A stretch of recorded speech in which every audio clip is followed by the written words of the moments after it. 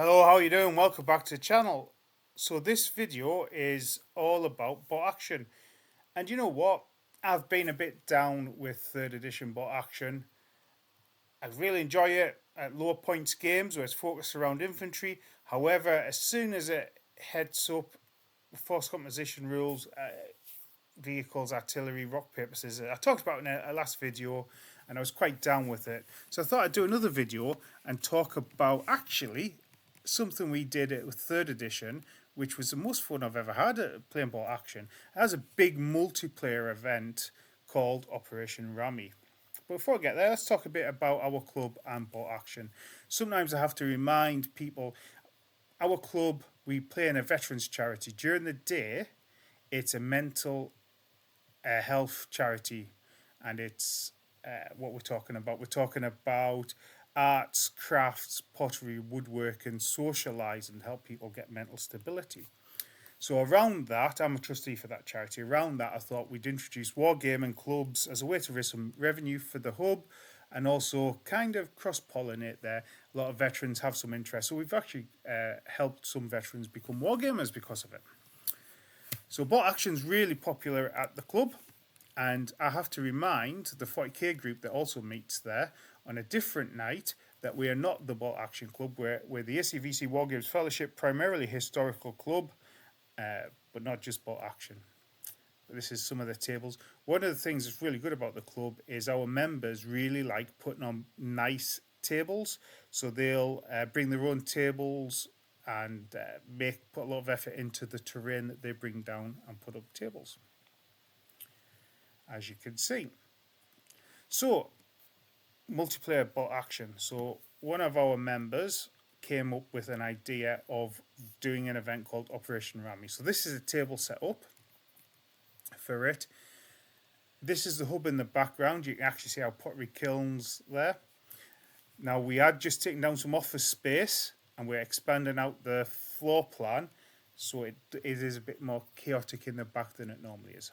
So this is, I believe, a 16-foot by 7-foot table setup, Operation Rammy. And what we're going to have is a 5,000 point game of bolt action, 5,000 points a side.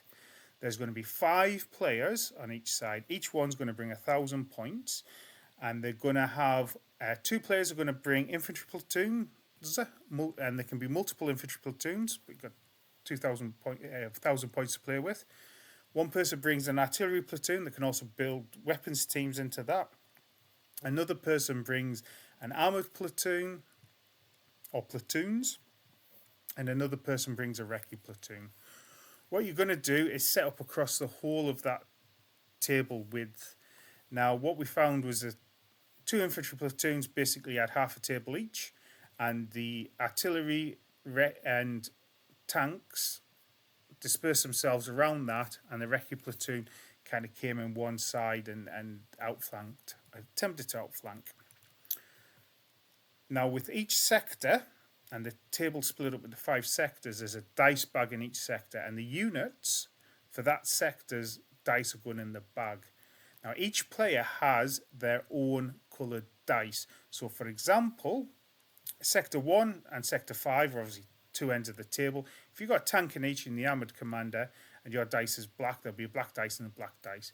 The person setting up and running the game, the umpire, who's vital to running the game, they're keeping the dice bag going. Now, if my dice is pulled in one sector and I'm got involved in maybe organising some stuff and there's something and my dice gets pulled in another sector and I really can't get over to it, I'm going to give some commands on the ground to the players over there, rough commands like take my squad and advance to the building, occupy the building and fire on the best target. And that meant that the game kept flowing. The other thing that occurred was if I've got units in different sectors and I'm busy and they get shot at, my fellow commanders in the area, they can take cover saves as well. The game itself saw Axis versus Allies. The Axis, I think we were all German, and the Allies, 4 out of the 5 were Americans, and 1 player was British. In fact, British I want to say it might be armoured. That's us assembled, getting the briefing before we begin. You can tell there's an obligatory hand point there. Um, Now, the sectors, you can actually see little bits of tape marked on the map cloth underneath, and that was to show the line of the sectors. Now, the person who set it up didn't want straight line sectors. The kind of sectors follows natural flows in the battlefield, so maybe it's a road or a river, and actually give quite a nice feel to the battle.